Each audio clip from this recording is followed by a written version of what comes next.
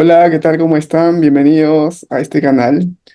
Dilo Sintiendo es un podcast diferente en la cual entrevistamos personas que tienen mucho que compartir y que han hecho una búsqueda de autoconocimiento y desarrollo personal y también de acompañamiento a otras personas. En esta entrevista, en esta charla, vamos a tratar de llevar esta conversación desde el sentir, desde la experiencia.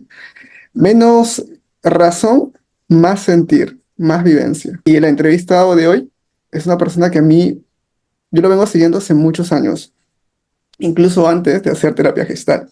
Y la verdad es que tenerlo aquí como apertura a este nuevo camino de entrevistas va a llenar mucho el corazón de las personas. Quiero darle la bienvenida a Tomás de la Fuente, es psicólogo, terapeuta y un gran maestro de meditación, y aperturar este podcast. Hola Tomás, ¿cómo estás? Quisiera Hol- que te presentes tú desde preguntarte esto, ¿quién es Tomás? ¿Cómo te presentarías tú? ¿Quién es Tomás de la Fuente?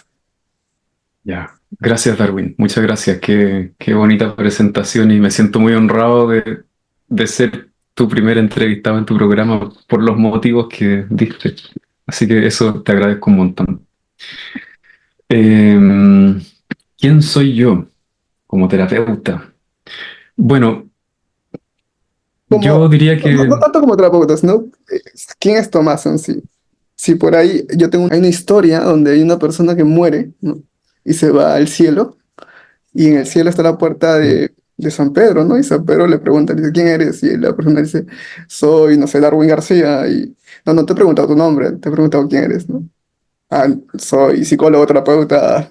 No te he preguntado tu profesión, quién eres realmente. Entonces, de esta cuestión quisiera saber un poco, ¿cómo te definirías? ¿Quién es Tomás de la Fuente? sí, bueno, si yo llegara a las puertas de San Pedro y San Pedro me hiciera esa pregunta, me sentaría a meditar con él para poder responder la pregunta. Eh, Bueno, es interesante la pregunta. Voy a responderla. Como tu programa se llama Dilo Sintiendo, voy a tratar de responderlo desde mi vivencia más cotidiana. Eh, hay un escritor que a mí desde que yo era muy joven me voló literalmente los sesos, que es Ken Wilber, que él habla de los distintos niveles de la conciencia. Sí. Y entonces en un nivel yo puedo decir, bueno, soy amor. Más que quién, el qué, ¿no? A mí me encanta decir que tenemos que descubrir qué somos, más que quién somos. Entonces, si pensamos en que tenemos niveles, claro, y si tú me pones a estar ahí frente a San Pedro, a las puertas del cielo y tengo que responderle, la única respuesta posible sería sentarme a meditar y experimentar que soy amor. Entonces, eso sería como en el nivel más elevado del ser, ¿no? Como en las capas más altas de la conciencia. Y en un nivel más mundano, yo diría que soy alguien que siempre ha estado interesado en averiguar eso, qué soy, más allá de mi personalidad. Me acuerdo cuando estaba en el colegio, me encantaba leer a Jodorowsky porque él hablaba mucho Ah, de cómo hacer cosas locas que pusieran en jaque a la lógica de tu ego para poder experimentar espacios que están más allá de tu personalidad habitual. Eh, y por ahí en esa época ya estaba súper interesado en la meditación y llegué a la psicología porque en realidad yo no quería estudiar psicología. Yo quería ser maestro de Reiki ah, porque estaba muy interesado en el mundo espiritual. Y luego fui a aprender tarot con una persona que aprendía, era alumna de Jodorowsky, que aprendía psicomagia. wow. Y ella una vez me tiró el tarot y me dice, Tomás, pero ¿por qué no estudias psicología? Y yo, ¿psicología? ¿Por qué voy a estudiar eso? No, estudia psicología, me dijo. Yo estaba estudiando música en esa época y le hice caso, hice lo que ella me dijo y me encantó la carrera, me fascinó. Y ahí me di cuenta que me fascinó la carrera porque yo me lo pasaba todo el día pensando cómo funciona la mente, qué sé yo, qué son estos campos energéticos que tenemos, cómo está construida la realidad, lo que percibimos. es real o es producto de qué, ¿no? Me hacía todas esas preguntas, ¿no? Y me encantó estudiar psicología porque en psicología uno leía un montón de cosas acerca de la mente y todas esas cosas. Esa fue otra de mis... Es otra, no fue, es otra de las cosas que a mí siempre me han hecho vibrar, es la música. Que para mí está tremendamente conectada con la espiritualidad, porque para mí la espiritualidad se trata de descubrir la belleza del ser y poder manifestarla en la vida cotidiana. La música es uno de los canales principales a través de los cuales uno puede hacer eso.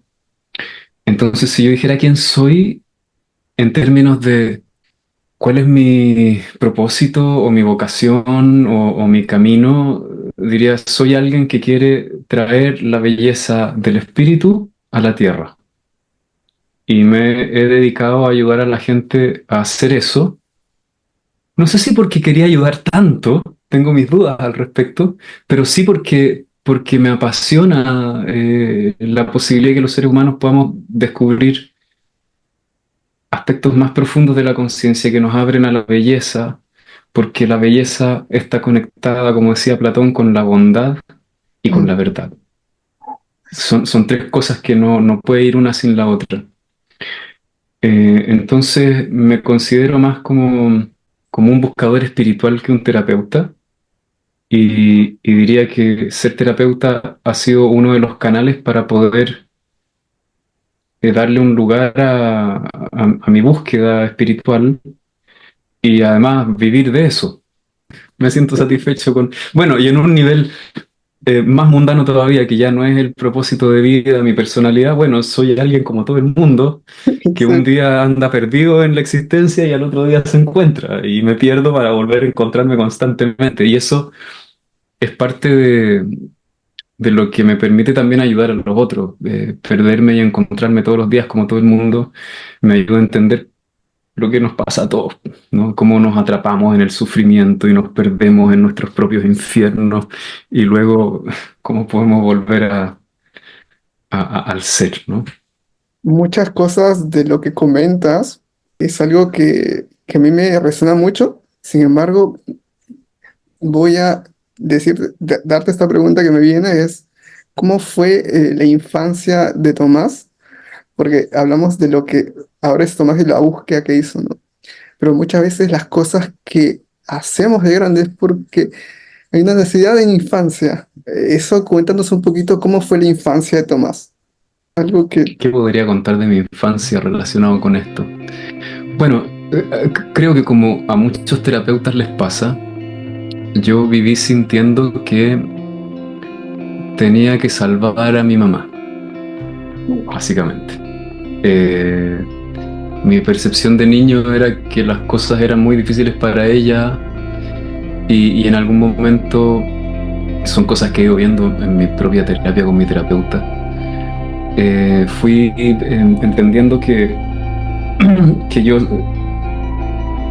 a ella le pasó que se enfermó de artritis cuando yo era muy pequeñito, una artritis muy, muy fuerte, y como que ahí yo sentí que la perdí mucho, porque ella empezó a estar sufriendo mucho por su enfermedad, qué sé yo.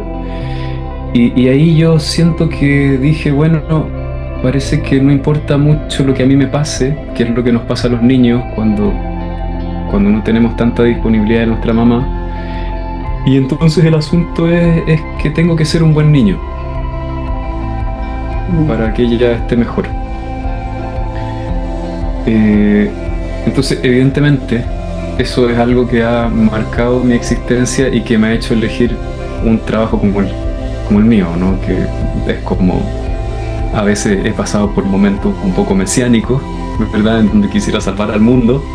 Y evidentemente que eso viene de esas heridas de infancia, que es algo que nos pasa a muchos terapeutas. Yo hasta ahora casi no conozco ningún terapeuta que no tenga una configuración más o menos similar en relación a su mamá o alguna figura importante de su infancia. Otra cosa que yo creo que me marcó harto fue, porque yo siempre, desde que soy adulto, hago las cosas de un modo un poco diferente a la mayoría. No de una manera como desafiante ni como tratando de ir contra la corriente porque no tengo una personalidad tan guerrera, pero sí lo hago un poco raro, un poco diferente, ¿ya? Y yo creo que eso está relacionado con mi adolescencia. Yo era muy tímido cuando era adolescente. Era del grupo de los chicos no populares, ¿sí? De los nerds. Y eso fue un trauma para mí. Fue muy traumático no sentir que no podía desplegarme cuando era adolescente. Tenía mucha vergüenza de mí. Y eso me hizo buscar formas en las que poder distinguirme. Y esa fue una de las grandes motivaciones que me llevó a la música. Yo sentía que si era músico tenía algo especial e irresistible, y entonces ahí yo en el colegio me lo pasaba tocando guitarra y todo eso. Yo imaginaba que si me convertía en un rockstar iba a dejar de ser nerd, cosa que nunca pasó y nunca me convertí en un rockstar porque no me gusta el rock. Ah, mira. Y también otra cosa que fue muy importante es que había una compañera que yo tenía que yo que a ella le encantaba leer los libros de Lobsang Rampa. Lobsang Rampa son libros de un tipo que cuenta que él vivió en el Tíbet y se reencarnó en un inglés y cuenta sus historias en el Tíbet. Y alguna de sus historias en el Tíbet es cómo él hacía viajes astrales, cómo eran los entrenamientos de los monjes. Es muy entretenido. Oh, Y con ella comentábamos los libros. Y, y yo me enamoré de ella. Entonces yo lo único que quería era leer y devorar todos los libros para tener cosas que hablar con ella. Eh, y posiblemente también eso coincidió con que mi mamá empezó un camino espiritual en esa época, cosa que también me acercó mucho a la espiritualidad. Entonces creo que eso también marcó mucho todo mi camino desde mis inicios. wow. Y bueno, y desde niño yo tenía muchos momentos contemplativos muy bonitos. Me acuerdo haber estado de vacaciones en la playa, haber tenido no sé, 8 años, haber estado mirando a las gaviotas volar durante horas. Y yo así deseaba desde lo más profundo de mi corazón ser una gaviota y poder volar. Eran experiencias así como de belleza cósmica y de contemplación hermosa. Entonces también recuerdo muchas experiencias así que tienen que ver con la búsqueda espiritual, que tienes la búsqueda, para mí, la búsqueda espiritual es la búsqueda de la belleza del ser. Es así como me gusta Wow. eso. ¿Logro responder la pregunta? Tremendo, tremendo. No, de hecho que es muy importante un poco preguntar esto, ¿no? Que llama mucho la atención esto de mucha gente que se dedica al acompañamiento, a la terapia. Algo pasó en la infancia, ¿no? Ahí esa necesidad es algo que a mí me llama mucho, ¿no? Y todo lo que pues cuentas resuena mucho con mi historia, este camino de la búsqueda, ¿no? Que mucho lo entendemos de cierta manera. Y qué bonito que lo reflejes con la belleza. Mm, Y ahora quisiera pues preguntarte en qué momento de tu vida, en qué proceso de tu vida conoces la terapia gestal y mm. cuéntanos en tu perspectiva, Tomás, para ti, ¿qué es terapia gestal? Mi primera aproximación a la terapia Gestalt ocurrió en la universidad cuando estaba en primer año, recién había entrado y estaban vendiendo libros en el patio y había uno que se llamaba Sueños y Existencia de Perls. Es uno de los mejores libros del yo encuentro. Sí. Y yo miré el libro, lo abrí, leí un poco y dije, esto es lo que yo quiero hacer. Fue instantáneo, amor a primera vista. Lo que me llegó del libro era que en este libro hay transcripciones de sesiones que tiene Perls con sus consultantes en un contexto de grupo y trabaja con sueños. Y lo que yo veía es que aquí el terapeuta en realidad era un experto para lograr que ocurriera un darse cuenta, que es como una especie de movimiento mágico en donde la persona descubre algo y eso hace que la persona entre en otro universo paralelo al que estaba antes, ¿sí? Eso era lo que yo leía en esa época cuando leía. Yo veía que lo que hacía él era facilitar que ocurriera una magia. No era hablar con las personas de manera lineal, no, era llevar a la gente una experiencia y de repente ocurría un momento mágico y se producía una transformación espontánea. Entonces yo decía, esto es real. Las transformaciones que ocurren aquí, esto es real. Mientras tanto yo estudiaba psicología, estudiábamos filosofía, veíamos todas las cosas que uno ve en psicología y yo decía, esto no es, le falta profundidad, le falta algo que está muy vivo en la Gestalt. Entonces después yo, cuando estaba en cuarto año de universidad, un profesor hizo un curso fuera de la universidad con un grupo pequeño de estudiantes y nos enseñó terapia corporal. Eh, yo estaba feliz, fascinado estudiando terapia corporal, pero sentía que algo me faltaba ahí. Me gustó estudiar terapia corporal porque me parecía que también era ir a una experiencia, no era estar ahí solo hablando. Y sentía que algo no era suficiente. Y me parecía que hasta cierto punto era un poquito mecánico el trabajo en la terapia corporal. Era como realizar ciertos movimientos para estimular ciertas cosas en el cuerpo que iban supuestamente a llevar a la persona a una experiencia. Me parecía muy lineal, muy invasivo todavía el proceso. Mm. Y unos años después de eso dije, claro, yo quiero aprender Gestalt, porque en la Gestalt pareciera ser que uno permite que el cuerpo hable. Uno no dirige al cuerpo tampoco. Es mucho menos directivo. Y ahí me puse a buscar en esa época, casi no había cursos de Gestalt en Chile. Había una escuela muy pequeñita del Pato Vara, por ahí pregunté, pero no pasó nada. Y estaba la escuela de Gestalt de Santiago. Y entré a la escuela de Gestalt de Santiago, muy buena escuela, la recomiendo un montón. Eh, y bueno, ahí aprendí, ahí aprendí Gestalt. Hay ¿Mm? una frase que le dicen a los terapeutas, aprendiste brujo, Sí, magia, lo que hacemos en gestar muchas veces. sí, es como magia, es como magia, es chamanismo, está entre la psicoterapia y la magia, sí. Y bueno, a mí siempre me gustó Gandalf, entonces ser terapeuta para mí tenía que tener algo que ver con la magia, no me sirve una terapia que no sea mágica.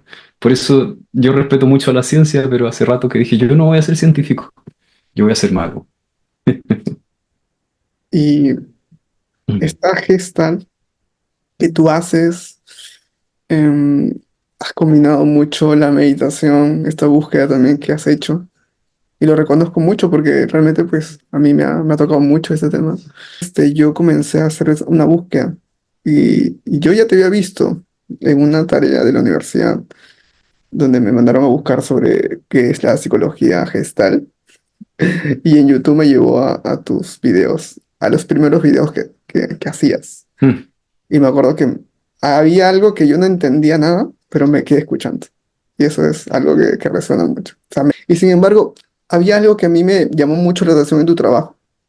Y era como ese trabajo que tú haces, o sea, esa formación que tú dices en la Gestalt. Y yo sé que pues Friedberg llevó mucho el tema de las meditaciones, esta filosofía Zen. Sin embargo, tú incorporas mucho esto, estas meditaciones en tus terapias de grupos. Yo creo que esa es como algo de la forma en que hago Gestalt que es un poquitito diferente a lo que hace la mayoría. Eh, bueno, yo cuando estaba en la universidad, también fue más o menos en primer año de universidad, un día entro al patio y había un monje vestido de blanco con una tampura. La tampura es ese instrumento indio que suena ton, king, king, co. Bueno, estaba tocando la tampura y cantando el Mula Mantra. Om Satchitananda para Brahma. Y yo así alucinando. ¿Qué es esto? Yo quiero, esto yo lo quiero. No sé qué es, pero lo quiero. Y era Ricardo Bravo, a quien con mi mujer le tenemos mucho cariño, que él estuvo 3 años en India con Ama y Bhagavan, aprendiendo de Oneness University. Todas las enseñanzas de Bhagavan, que las enseñanzas de Bhagavan para mí han sido la cosa más importante que ha pasado en mi vida, más que la Gestalt incluso. Ujú. Eh, y quizás me ha permitido ciertas transformaciones que la Gestalt no hubiera podido, yo creo. Em, y la enseñanza principal de Bhagavan es que para que ocurra una transformación hay que experimentar por completo lo que sea que estemos experimentando. La idea es muy simple, pero es muy profunda. Bhagavan tiene enseñanzas muy simples que si uno las escucha parece que no fueran la gran cosa, pero realmente hasta ahora no he escuchado enseñanzas más profundas de nadie. Yo cada vez que escucho a Bhagavan digo es que esto es impresionante. Entonces él dice, el sufrimiento, el origen del sufrimiento es que estamos evitando experimentar la realidad tal cual es. Y la realidad en este instante es como es, no se puede modificar. Entonces, cada vez que deseamos, queremos que nuestra experiencia en el aquí y ahora sea diferente a como es, entonces sufrimos. Si no tratamos de cambiar la experiencia y la experimentamos, no significa acepto que estoy triste, es sentir tu tristeza. No significa acepto que me duele la espalda, es sentir el dolor de espalda, darle espacio a sentir por completo. Cuando ocurre el sentir por completo, se produce una liberación y se produce el despertar de la conciencia, la iluminación. A mí me fascinaba Bhagavan porque Bhagavan ofrecía la iluminación en esa época. Y yo a los 19 años decidí que me quería iluminar. Entonces yo era un seguidor fanático de Bhagavan. Entonces, bueno, estuve durante muchos años aprendiendo las enseñanzas de Bhagavan y practicándolas, ¿sí? Aprendiendo a experimentar por completo. Yo diría que, bueno, y aquí Wilber también creo que me ha dado claridad al respecto de esto.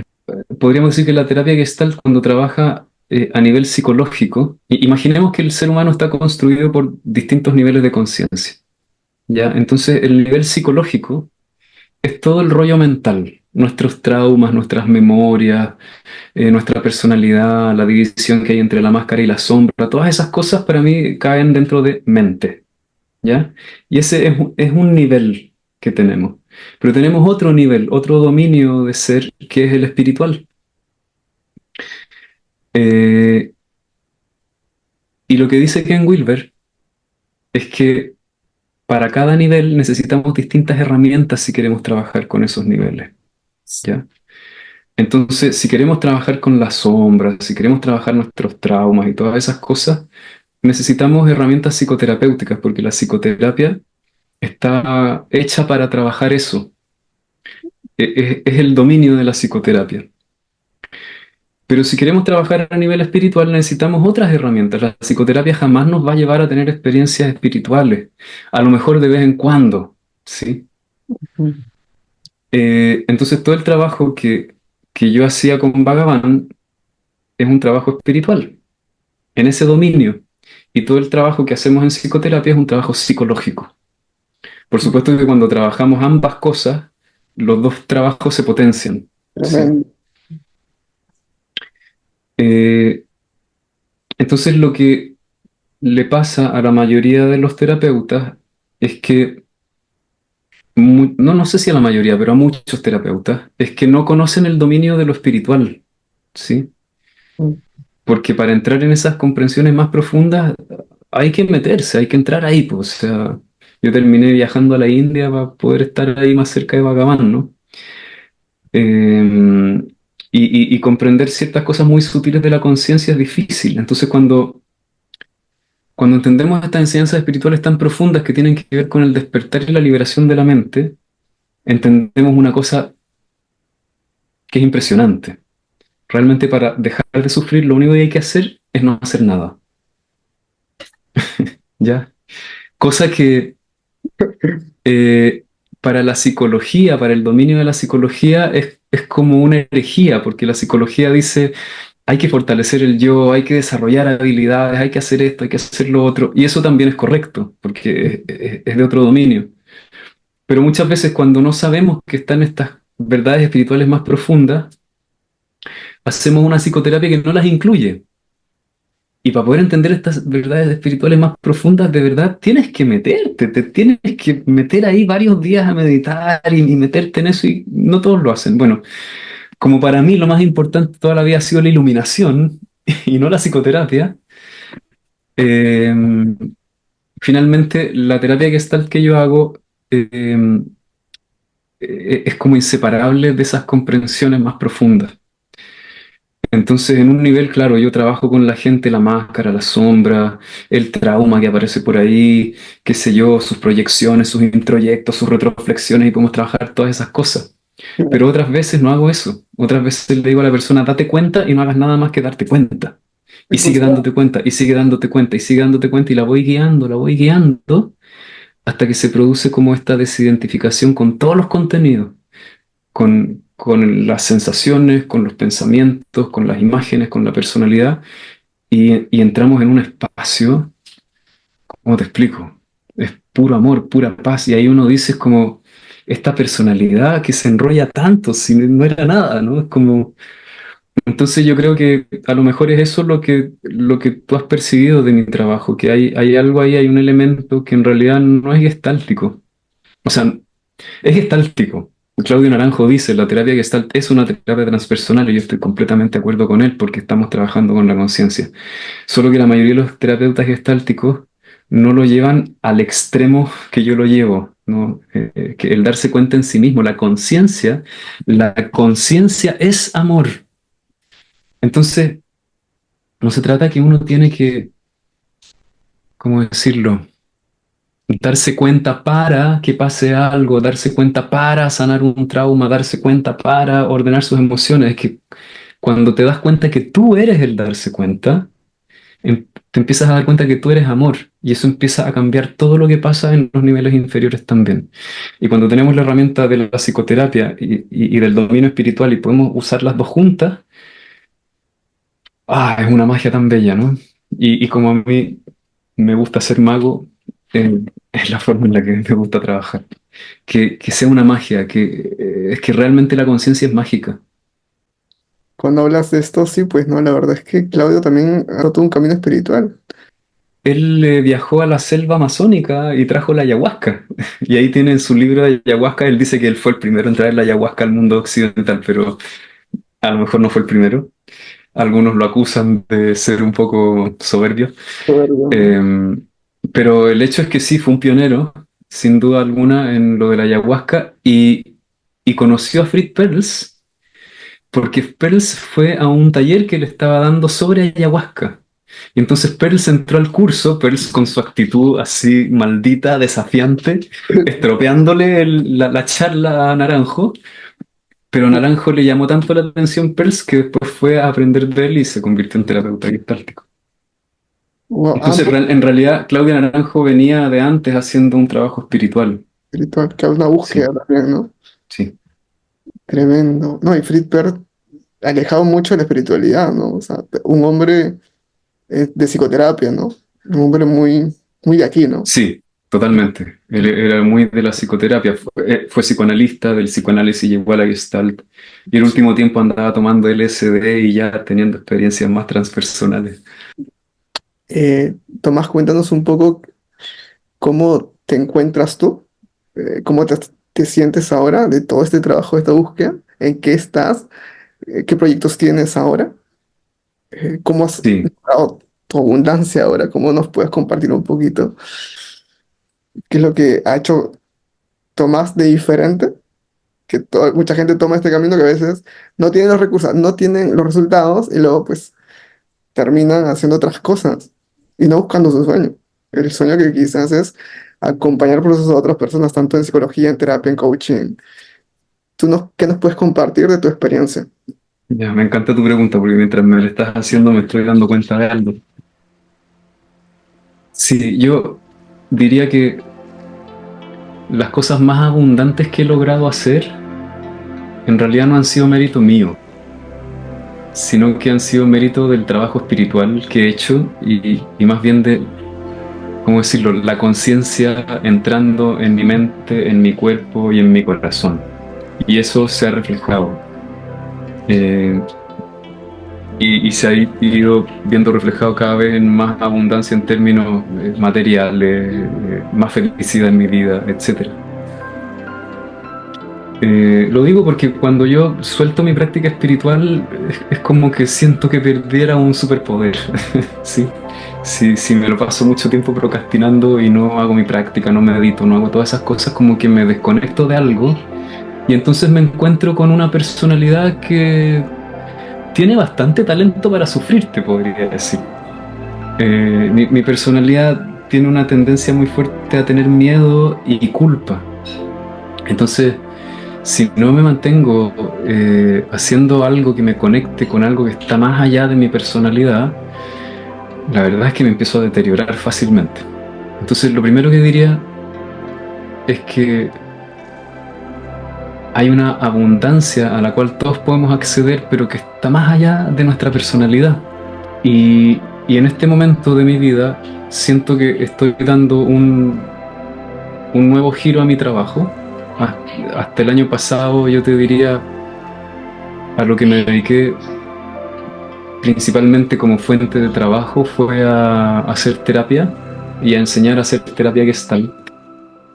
Y si bien son cosas que me gusta hacer, siento que necesito unas vacaciones para poder estar más en contacto con el ser y con toda la luz del espíritu. Eh, entonces porque finalmente en realidad eso es lo que a mí siempre me ha motivado más, no es tanto la terapia, ¿sí? Eh, entonces nada, estoy haciendo como un giro y lo que quiero empezar a hacer ahora es a enseñarle meditación a la gente. Y en realidad no es solo enseñar meditación, sino que es poder transmitir todos los aprendizajes y las enseñanzas espirituales o transpersonales que he recibido a lo largo de mi vida, que he aprendido con mi propia búsqueda de maestros, qué sé yo, y que consisten básicamente en los términos en que Bhagavan lo pone, en que despierte la felicidad sin causa dentro de uno. Estamos acostumbrados los seres humanos a que la felicidad tenga causas, y eso es lo que más nos hace sufrir en la vida. Es decir, todos queremos ser felices y estamos buscando algo que nos dé la felicidad. Una relación, realización en el trabajo, qué sé yo, dinero, poder, fama, cada loco con su tema. Cada personalidad cree que la felicidad la va a lograr con alguna cosa externa, ¿sí? Incluso una trampa sutil es decir, cuando mejore mi autoestima voy a ser feliz. Eso también es una búsqueda externa porque la Cuando, personalidad es un... ¿Sí? cuando termine mi profesión, o cuando tenga el carrito, o cuando tenga el departamento, o cuando tenga la pareja perfecta, ahí voy a ser feliz. Exactamente. Todas esas cosas. Todas esas cosas. Entonces nosotros creemos que la felicidad se encuentra en hechos o en cosas que en realidad tienen un inicio y un final. ¿Sí? O sea, tú tienes una pareja, pero la luna de miel con tu pareja dura unos meses, después ya es como lo normal. Tienes un trabajo que te fascina, estás feliz con tu trabajo, Ujú. pero después de unos meses es un trabajo, ¿no? Y algo ahí sigue, ese sufrimiento sigue. ¿Qué es ese sufrimiento que está ahí de fondo? ¿Sí? En India le llaman dukkha, a mí me gusta llamarle sufrimiento crónico. Todos tenemos este sufrimiento crónico que no nos mata, pero no nos permite florecer. Y el sufrimiento crónico se empieza a detener cuando empezamos a tener claridad que la felicidad no se encuentra afuera, sino que se encuentra dentro. Y entonces en vez de poner todas nuestras esperanzas de encontrar felicidad en cosas externas, empezamos a mirar dentro. Y mirar dentro significa empezar a tomarse tiempo todos los días para estar en contacto con el ser, para darte cuenta que tú eres conciencia, que tú eres amor. Y cuando te tomas todos los días ese tiempo, lo que empieza a pasar es que es como si empezaras a mí me gusta ver esto como un asunto de nutrición, como si empezaras a nutrir tu mente, tu cerebro, tus emociones, tu cuerpo, tus imágenes mentales con una buena sustancia. y cuando nos nutrimos bien, florecemos. Entonces, lo que yo quiero empezar a enseñar desde ahora en adelante es es cómo trabajar con la causa principal del problema, ¿sí? Y la causa principal del problema es que no vemos que somos amor. Entonces estamos atrapados en estos bucles sin fin, autotorturantes, en donde nuestra personalidad se muerde la cola todo el día. Eso no tiene salida, nunca va a terminar. Entonces, nada, eso es lo que quiero hacer. Y no solo lo quiero hacer porque quiero enseñárselo a otros, sino que porque yo quiero estar más en contacto con eso. Porque hacer tanta terapia, hacer tantos cursos de formación no me da tiempo para tener una práctica más prolongada. Para poder, a mí me gustaría retomar, antes cuando era más joven podía meditar 2 horas diarias. O sea, uno vive muy bien cuando tiene tanto tiempo. Entonces, yo quiero tener 2 horas diarias para hacer mi práctica de meditación, para poder hacer más deporte, para ser feliz, así como que todo empieza a brillar, ¿no? Entonces quiero abrir ese espacio en donde podamos realmente tener un espacio de práctica, estar compartiendo enseñanzas todo el tiempo, vamos a estar conversando. Y los que quieran ir más profundo todavía, voy a ofrecerles un espacio para trabajar en grupo, un grupo terapéutico, en donde ahí sí que nos podemos meter en esos enredos que se producen en la personalidad, nuestros traumas, nuestra máscara, nuestras sombras, todas esas cosas que solo con meditación a veces no alcanza, ¿no? Sí. Entonces quiero como empezar con este proyecto este año, estoy empezándolo. Mm, Así que ahí estoy estudiando marketing, estoy estudiando mil cosas porque quiero que esto sea mi trabajo principal y que la terapia y los cursos sean como mi hobby. Quiero invertir las cosas. Así que sí. en eso estoy. Mm. Esto también llamas el trabajo como un juego, o sea, como a veces cuando yo me levanto y digo voy a hacer un grupo o voy a hacer sesiones, como que voy a jugar un rato, voy a jugar a ser un terapeuta. Sí, sí, es que eso es tan importante. Bueno, ya a propósito de la abundancia, porque me preguntaste por la abundancia. Sí. Sí, porque lo que nos pasa a los seres humanos es que como estamos atorados en nuestra personalidad y la personalidad lo único que sabe es sufrir en realidad, aunque en la superficie parezca otra cosa, hemos perdido esa capacidad de jugar. Y el juego, esto es lo importante del juego, cuando uno juega, se activa todo el cerebro, todo tu cerebro despierta, todas las partes del cerebro despiertan.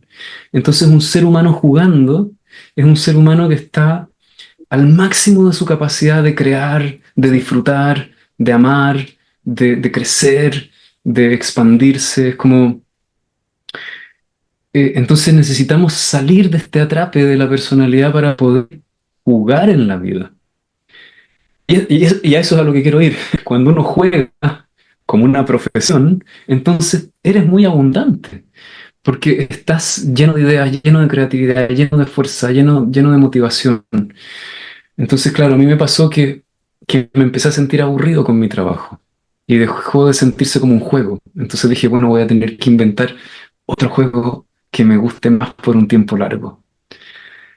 Porque si sigo en esto me voy a ir apagando.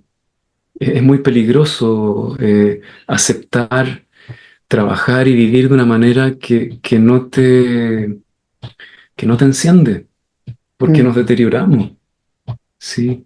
Y la educación no nos ayudó mucho en eso. Nos enseñaron que aprender y hacer algo importante era estar sentado en una sala aburriéndote, mm, ¿no? Escuchando a un profesor hablar y aburriéndote, y esas son las cosas importantes. Y jugar, eso lo hacen los niños, ¿no? Eso no importa mucho. Y la verdad que todas las cosas que yo he hecho en la vida que han tenido un buen resultado para mí y me han traído cosas buenas, son las que han surgido desde el juego. Eso. wow. Mm.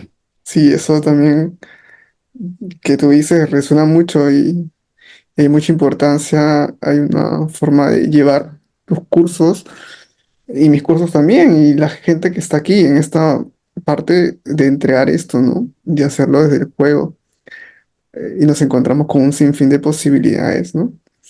Y creo que también es eso, o sea, un niño juega sin los resultados y creo que es lo que yo he venido aprendiendo. Las cosas que han pasado es sin ver el futuro, sino es como que vivir mi proceso, estar ahí. Y eso ha sido que uno conecta mucho con su grupo, Sí, con todo lo que hacen. Y sí, sí me ha servido mucho también desde tu punto y las cosas que también comentan, ¿no? Sobre abundancia, sobre poder tener riqueza, ¿no? La riqueza, sobre el tema del dinero y todas las sí, cosas. sí, y es tan importante lo que tú dices porque en nuestra cultura es como que tenemos muy separado el ser del hacer. Mm, Entonces creemos que si le damos espacio al ser, entonces todo el ámbito del hacer no va a funcionar y vamos a morir de hambre, no vamos a sobrevivir. Es como si estuviesen tan disociados esos dos ámbitos. Entonces esto que tú dices, claro, me centro en mi proceso y vas viviendo el proceso, puedes estar en el ahora. Cuando uno está en el ahora, está en contacto con el ser. Entonces no es necesario ir forzando la vida, no es necesario ir empujando todo el tiempo, no es necesario tener un plan de aquí a 50 años y seguirlo rígidamente, porque eso puede funcionar en lo externo, pero en lo interno te terminas muriendo, dejas de ser tú mismo. pues, Y eso es un dolor espantoso, perder el alma. Eh, entonces, se trata de vivir en contacto con nuestra alma, porque ahí realmente vamos a crear abundancia, ahí vamos a hacer lo que está en sintonía con nosotros y así vamos a construir el mundo que necesitamos construir para que nuestra alma quiera vivir en este mundo. mm, A mí me encantó algo que dijo en un video, se lo vi a la mujer de Stanislav Grof. mm, Grof es el de este súper increíble terapeuta que inventó la respiración holotrópica. Y él decía, cuando hay mucho dolor en el cuerpo, el alma no quiere estar en el cuerpo, porque el alma es muy delicada. mm, Entonces, si nosotros seguimos con esta disociación entre el ser y el hacer, vamos directo a la destrucción, porque es el alma donde está la conexión con la belleza, con la bondad y con la verdad. Entonces, si nosotros hacemos en disociación con nuestra alma, hacemos cosas que hacen que el alma no quiera estar aquí. Y entonces nos perdemos la bondad, la verdad y la belleza. Y por supuesto vamos a terminar destruyéndolo todo. Entonces es muy importante empezar a aprender a funcionar de una manera que integre el hacer y el ser. Eh, y eso significa tiempo para hacer, tiempo para jugar y dejar de estar aterrorizados por el futuro y por lo que va a pasar. Porque de eso estamos muy enfermos, eso nos hace ponernos así rígidos hacia adelante como caballos de carrera y lo pasamos mal y nos terminamos haciendo daño porque perdemos de vista lo esencial. Eh, es el ser, ¿no? entonces, Ese es este camino de búsqueda. Y me ha pasado mucho porque he visto casos, personas que pues 30 40 años, 50 años, que tienen pues todo un hacer, ¿no? Han trabajado por muchos años, tienen una buena casa, autos, pero se sienten infelices por dentro. O sea, este ser que tú comentas ha estado por debajo del hacer. O sea, hemos estado viviendo desde el hacer, desde los materiales. Y quizás pues hay gente que lo ha logrado mucho y hay un momento donde dice, no soy feliz. O sea, he hecho mi profesión, trabajo, pero hay una sensación, y ahí viene esas crisis, ¿no? De los 40 las crisis que llamamos de los 30 40 50. Esas crisis son estas aperturas de darse cuenta, de mirar un poco, oye, mirar un poco de atrás, ¿no? O sea, ¿de qué me he perdido en este mundo, en esta vida? sí, Y muchas veces totalmente. aquí la gente por aquí que van a ver, a veces es muy tarde. Y creo que no es tarde, ahí como que entramos en un tema que no es tarde, es tu proceso. No, Si te diste cuenta no en es este tarde, no es tarde volver. porque la felicidad no depende de ningún factor externo, depende de que uno esté en contacto con su ser. Y ese es uno de los dramas que nos pasa muchas veces cuando nos encontramos con estas crisis, que empezamos a creer, claro, si estoy infeliz es porque tengo que cambiar de vida, tengo que cambiar de pareja, tengo que cambiar de trabajo, tengo que cambiar de rutina, tengo que cambiarlo todo. Y eso es más de lo mismo. Eso no sirve realmente, no es la real solución. La solución real es recuperar la conexión con el ser. Y entonces cuando uno recupera la conexión con el ser, su hacer está conectado con el ser. Y entonces tu vida se empieza a teñir de ser. A eso yo lo llamo bajar el cielo a la tierra. Si hacemos desconectados del ser, no importa lo que hagamos, vamos a seguir sintiéndonos igual de mal. Tremendo. Sí, y me pasa mucho lo que tú comentaste, es que hay mucha gente en la actualidad que busca lo espiritual, ¿sí? Y que muchas veces llega a tener pues experiencias o van directamente a medicinas o la ayahuasca, por ejemplo, pero se olvida lo de abajo. Y no sé, siguiendo tu explicación, es mi vida es como que primero fue la psicología, darme cuenta de mis heridas de aquí. Y de ahí comencé a vivir un proceso espiritual y que lo estoy viviendo ahora y que lo sigo viviendo también en mi proceso de mis terapias y también que hacer terapia, mi proceso. Ahora que estoy en pareja, más todavía. O sea, es todo un proceso que vivo y lo siento, ¿no? Pero te pregunto esto y me ha pasado que hay muchas personas que pues hablan de espiritualidad, comparten mucha espiritualidad, pero en lo psicológico no quieren ver su psicología, o sea, no quieren ver su lado oscuro. ¿Qué opinas Bueno, sobre? yo fui muchos años de eso. Eh, digamos, yo meditaba para bypassear espiritualmente todo. Eh, y yo no lo veo como algo malo. ¿En qué sentido? Que son ámbitos diferentes. Entonces, si tú trabajas en tu ámbito espiritual, estás haciendo un trabajo que es valioso. Solo que, como muchas veces no sabemos que tenemos distintas dimensiones, claro, hacemos este trabajo y no sabemos que si hiciéramos el trabajo en la otra dimensión, como de la sombra y todo eso, el Mm, trabajo espiritual se potenciaría. Entonces, em, finalmente, yo debo decir que todo ese trabajo espiritual, que era donde yo tenía toda mi energía puesta, me hizo decir, bueno, parece que si quiero seguir creciendo espiritualmente, necesito ir a mirar la sombra, necesito ir a mirar esas cosas. Entonces finalmente el mismo trabajo espiritual me hizo bajar. volver a eso. Entonces yo no veo como algo malo que la gente se vaya a lo espiritual y con eso esté evitando contactar ciertos aspectos. Creo que es parte de un proceso más amplio. Hay que empezar por alguna parte. Claro. Algunos parten por mirar la sombra y no tienen ningún interés en lo espiritual y después de muchos años de trabajo se dan cuenta que necesitan ir a algo más amplio que Ujú. no han podido mirar y también está bien. Incluso hay algunos que dicen, no, la espiritualidad es una estupidez, la cosa, la terapia, la ciencia, ¿no? Mm, Está bien también, son distintas formas de ir haciendo un camino. Eh, lo que sí es importante decirlo que tenemos distintos niveles de la conciencia y que los podemos abordar todos y eso es algo que no se sabe muy bien. No se sabe muy bien. Entonces,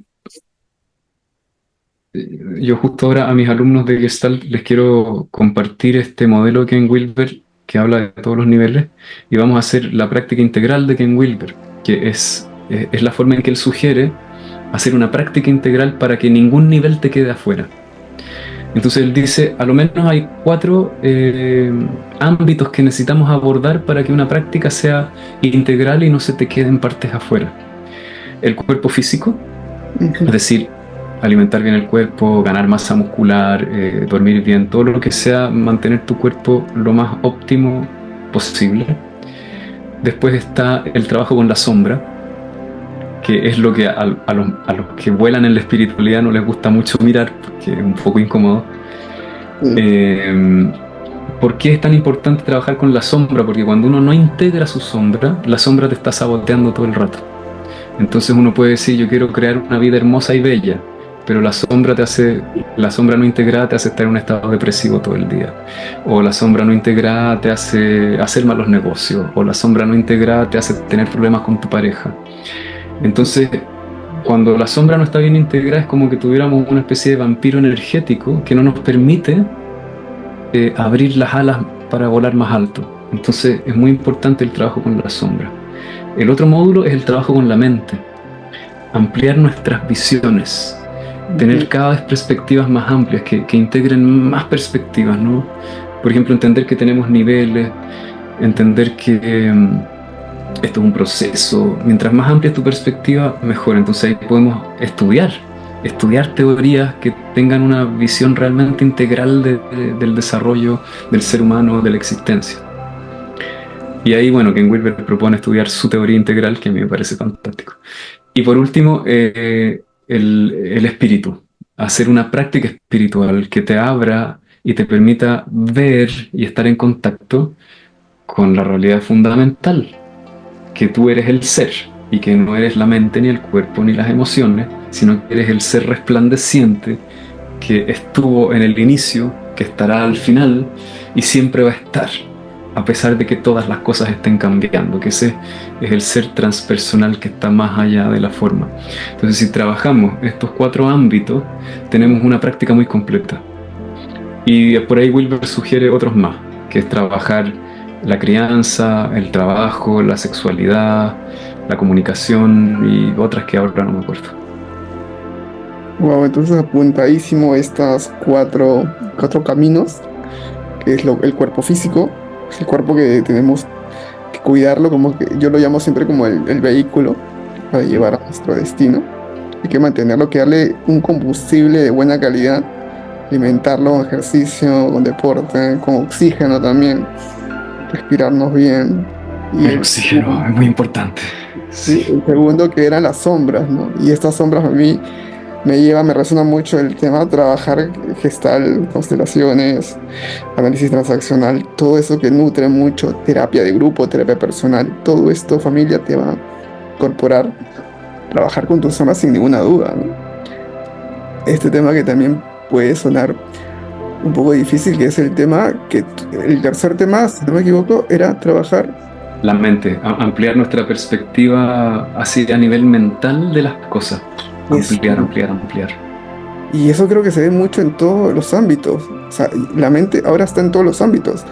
En el marketing, en las finanzas, en todo el tema. O sea, desarrollo personal, mentalidad, mindset. Sí, Esto también, pues yo también estoy trabajando. O sea, es necesario para cultivar pues una mentalidad, ¿no? Tremendo. Y el cuarto, que es el último, que yo me llevo, que es la espiritualidad, ¿no? O sea, abrirnos a lo incierto, ¿no? Poner las manos de ese ser, de esa esencia. Y esta espiritualidad, quizás quisiera también preguntarte como último pregunta, Tomás, esta espiritualidad, este último punto que es el cuarto, hemos estado por muchos años entendiendo la espiritualidad desde una creencia religiosa, diferentes también formas de llevar nuestra espiritualidad, esto de que muchas veces nos separa con nuestro cuerpo, ¿no? En muchas religiones me ha pasado a mí. Yo tenía una crianza cristiana muy temprana. Luego comencé a hacer un camino y he combinado esto, ¿no? Y luego volvió la terapia, la psicología, la metafísica. Luego un curso de milagros me volvió a Jesús, pero de una diferente manera. Y todo fue para bien. Ahora, ¿cómo llamarías tú la espiritualidad ahora? ¿Cómo este cuarto punto de encontrar la espiritualidad? ¿En qué forma? ¿Cómo lo llevas tú? Cuéntanos un poquito esa parte. Si es, mucha gente se pregunta si es religión, si es esta búsqueda interna.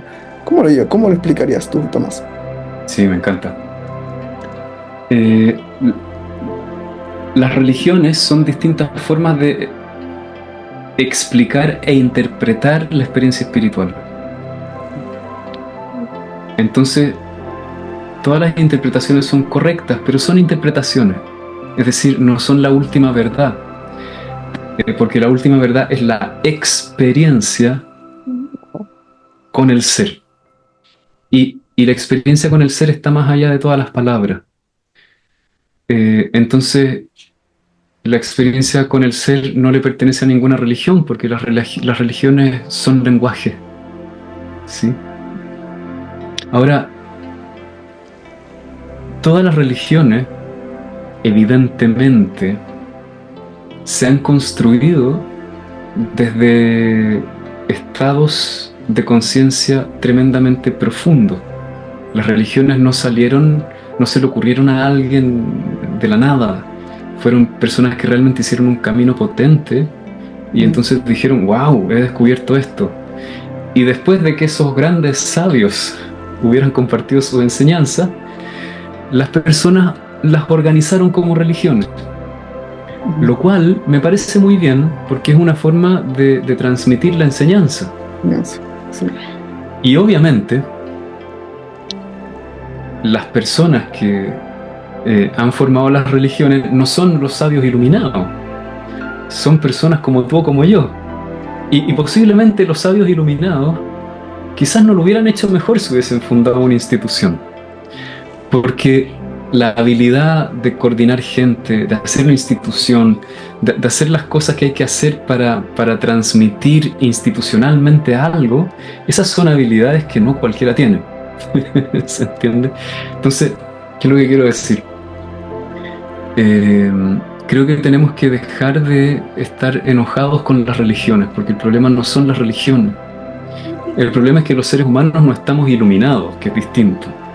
Entonces, dentro de las religiones, evidentemente que vamos a hacer todos los desastres que hacemos en todos los demás ámbitos de la vida, ¿no? Porque ahora que se dice, ¡ay, no, qué terrible, qué sé yo, los sacerdotes y los abusos sexuales y la corrupción por aquí y por allá! Pero si eso pasa en todas partes y en todas las instituciones, eso no es un problema de las religiones, ¿me entiendes?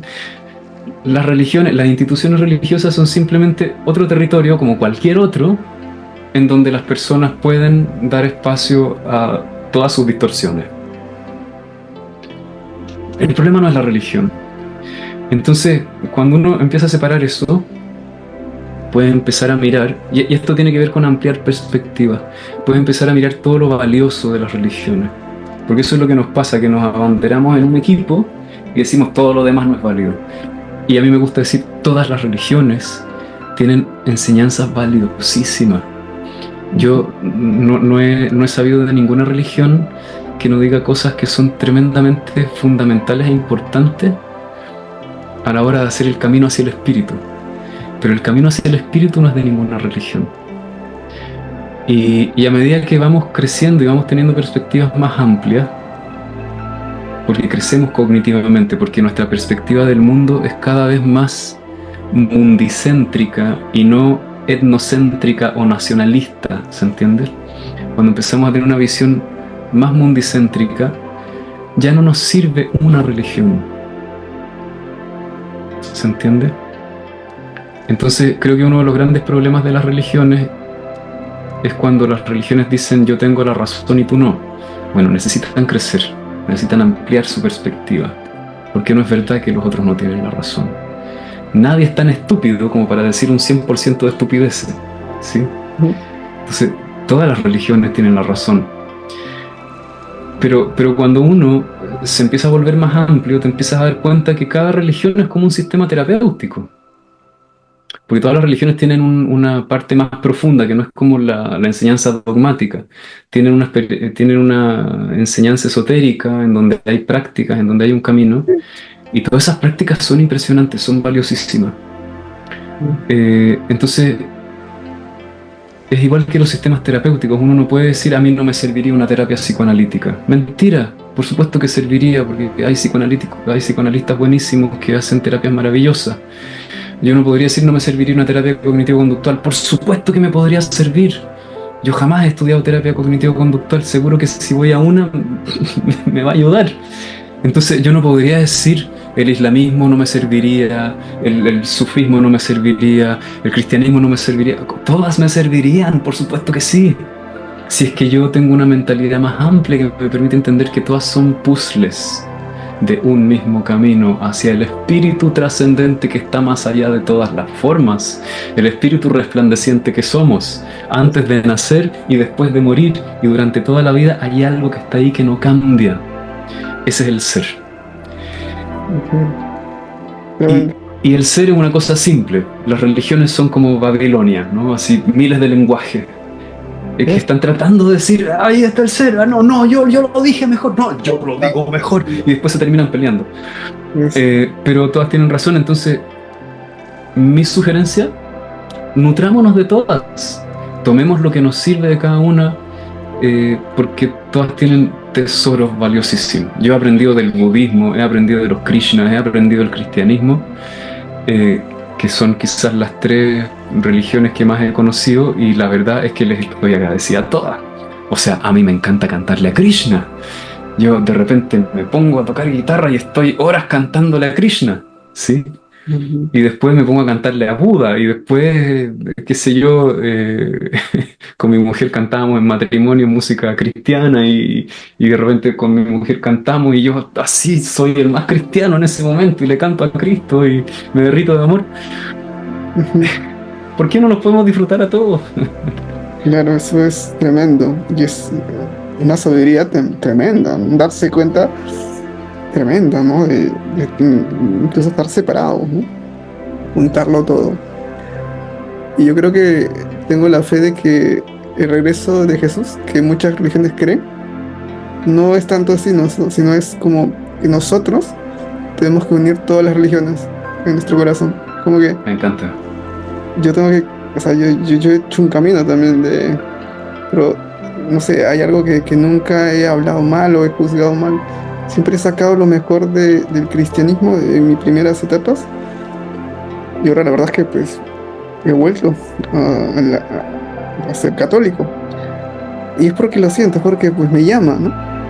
Y puedo decir que todas las personas, o sea, todas las religiones o todo este tema hablan de un solo sentido, que es el amor está dentro de ti, pero en diferentes idiomas, en diferentes lecciones y en parábolas. Y yo creo que ese es el camino, ¿no? Y entender eso nos hace ser más sabios. Y es unir esto Sí, porque... y también todos nosotros tenemos ciertas afinidades con distintas religiones, y Mm, lo que importa es cuánto ese camino te puede conectar con el ser. No importa, yo creo que no importa tanto el contenido de las enseñanzas, ni cómo se entregan, sino cuánto te puede conectar. Entonces, si a ti te conecta el cristianismo, dale, métete ahí y nútrete de eso. A mí me pasa que tengo una atracción por India, entonces me funcionan todos los dioses indios. Yo ahí tengo a Ganesha, por ejemplo, y yo le sí, canto a Ganesha y me conecto y se me derrite el corazón. Me funciona. Eh, entonces, si es Cristo, si es la Virgen, si es Buda, si es el que sea, da lo mismo. Son caminos que nos llevan a un lugar que está más allá de las imágenes y más allá de la mente. y Tomás, retomando Son puertas. el cuarto punto que es la espiritualidad, esto de un poquito ya alejarnos un poco de la religión, porque Sí, ya sí. he compartido mucho, o sea, esta espiritualidad se vive dentro de nosotros, o sea, esta espiritualidad, o sea, una persona, ¿cómo es vivir en espiritualidad? ¿Cómo yo me doy cuenta de que estoy con el espíritu y que el espíritu no está en otro lado? No sé cómo tú podrías explicar esto, o sea, el cuarto punto, el cuarto paso que nos explicaste, Sí. o cómo Bueno, es tan simple como que si yo sé que hay sol y veo el sol y el sol toca mi piel, yo puedo decir hay sol y el Ujú. sol toca mi piel. Entonces, si uno está en contacto con el ser, lo sabe porque es evidente. Em, entonces, para que eso suceda, sí que hay que hacer algo, y creo que lo que hay que hacer es una práctica espiritual, porque la tendencia del ego es desconectarse de eso. Entonces tenemos que estar desactivando el bucle de desconexión que crea el ego. Y si no lo hacemos, perdemos la conexión. Y si tenemos una práctica constante, la sentimos, se siente, así de claro. Y cuando uno nutre esa conexión día a día, y también cuando vas limpiando esa conexión de un montón de creencias que nos sirven, ¿no? Porque a veces uno conecta un poquitito así y después se llena la cabeza de ideas con la experiencia que tuvo. Entonces hay que ir aprendiendo a limpiarla. Hay que ir aprendiendo a limpiar la conexión. A mí me gusta un poco como la actitud zen, como que no le quieren poner palabras a nada, ¿sí? La conexión tiene que estar bien limpiecita. Como decía un chamán en un temazcal una vez, decía, para escuchar al espíritu hay que estar en silencio. porque si estás realmente en silencio, te puede hablar. Entonces tenemos que ir limpiando todas las ideas, todas las creencias, estar bien calladitos, recibir, y cuando uno lo recibe, lo sabe porque se siente. Mm, Se te expande el corazón, sientes la luminosidad, ¿verdad? En todas las pinturas a los místicos los dibujan con luces en la cabeza o en alguna parte, es porque se siente eso. O sea, si no sientes eso, no estás en contacto, ¿no? Es como, hay algo a donde no estás llegando. Pero cuando uno realmente entra profundamente en el contacto con el ser, tu glándula pineal se enciende y empieza a emitir luz. Concretamente, literal, ¿ya? Entonces, y eso genera ciertos procesos químicos en el cuerpo, y eso se siente sensorialmente. Entonces, si todos los días nos nutrimos con eso, sabemos que estamos conectados, porque lo sentimos. Es como, hoy día tengo la boca amarga o tengo la boca dulce. Es tan fácil como prestar atención al sabor de tu boca. Y cuando estamos nutriéndonos, lo que empieza a pasar es que hay otra inteligencia que empieza a operar en nosotros. Y aquí volvemos al tema de la abundancia. Entonces empiezas a tomar mejores decisiones, estás más inspirado, estás más creativo. Y entonces te empiezas a dar cuenta que esta inteligencia, que no es la inteligencia de tu intelecto, está todo el tiempo inspirándote. Dios nos habla todo el tiempo, por ponerlo en un lenguaje más teológico. Y lo podemos escuchar. Y cuando lo estamos escuchando, si lo estamos escuchando, sabemos la diferencia. Eh, Claro, como la mayoría de las personas nunca lo han experimentado, no saben. Y es imposible saberlo hasta que tienes la experiencia. exacto. Entonces, otro síntoma de que uno está en contacto con eso es que empiezas a crecer, empiezas a vivir mejor. A mí me gusta ver la práctica espiritual como que uno estuviese desmalezando el jardín y trabajando la tierra para que los nutrientes estén lo más óptimos posibles para que todo crezca bien. Entonces, cuando uno hace una práctica espiritual, en la tierra todo comienza a crecer mejor. Porque no solo eres tú cultivando el jardín, sino que te están ayudando del cielo. Entonces empieza como Los a milagros. funcionar todo mejor en tu vida. Los periodos que me he pasado haciendo una práctica espiritual constante han sido siempre los mejores momentos de mi vida. Es como, Tremendo. Sí, de hecho que es un darse cuenta al estar ese estado de conciencia. Por eso me gustó mucho en la escala que tú comentaste, que es muy interesante, ¿no? De tomar lo físico, la sombra, lo mental, y el último punto sería lo espiritual, ¿no? Tomás, quiero agradecerte por tu tiempo, por estar aquí conmigo, por compartir un poco tus enseñanzas y también poder invitarte para la próxima quizás charlar y hacer esta eh, forma o esta práctica que tú tienes, que es muy poderosa. Yo creo que no he visto algo más poderoso que tus meditaciones hasta ahora, desde mi experiencia, compartirlo. Por ahí hacemos otro ejercicio para que ya, te pueda llevarse esto que tú me tienes. encanta. Ya. Cuéntanos un poquito con qué quieres finalizar, de repente compartirnos un poco, darnos una invitación acerca de tu escuela. Sí, bueno, sobre todo lo que más quiero es que participen de mi curso de meditación. Se llama El Poder del Silencio, el néctar del alma. Va a ser un proceso maravilloso. El año pasado lo di en un formato de 2 meses y yo creo que ha sido el curso más potente que he hecho en mi vida.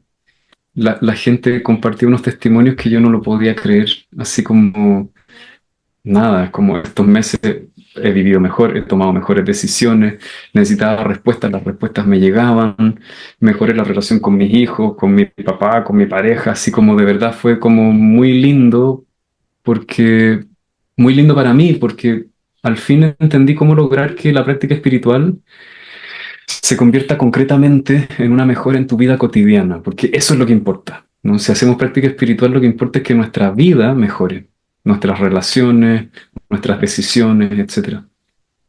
Entonces yo lo que más quiero es que se unan a ese curso. Así que los quiero a todos dejar súper invitados a estar ahí.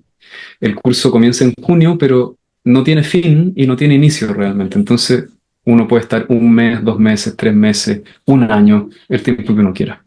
Tiene como un sistema de suscripción.